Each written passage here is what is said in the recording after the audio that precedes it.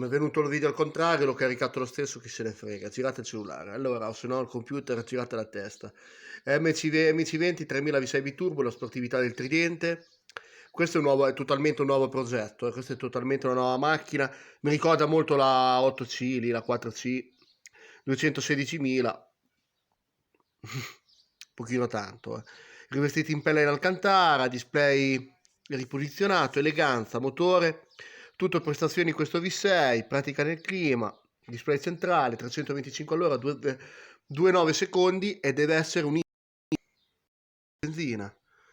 benzina pura. Sì, ma la faranno anche ibrida, e tecnologia anche nei materiali,